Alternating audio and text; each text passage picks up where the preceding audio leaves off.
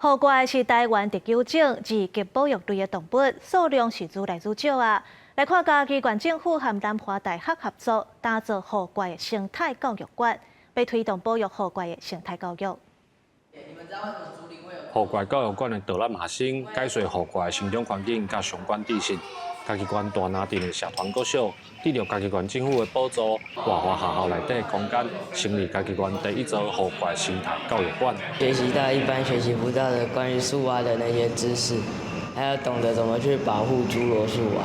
社团国小为2001年的时阵，就甲在地三角里的里面推动河怪的生态教育。除了这个新的河怪教育馆，阁有一个会当伫暗时近距离观察河怪的平台。社团国小表示，教育馆的成立，让一般民众甲学生有机会会当完整来了解河怪。侏罗说它上面跟台北树蛙有点像，但下面完全是白色的，所以而且它眼睛很大。伊知影讲要安怎去保护伊，甚至讲伊以后，会当将这对侏罗树仔的迄个保护的观念推展到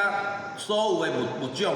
河怪是台湾特有种，主要生长伫分家地区的竹仔林内底，因为环境的破坏，数量是愈来愈少。社团国小表示，这个教育馆未来会配合南华大学甲河怪保育联盟，除了有生态教育的课程以外，嘛会来培育河怪保育的老师，希望为大拿开始，替河怪甲生长环境搁找到回来。记者林慧婷，嘉义报道。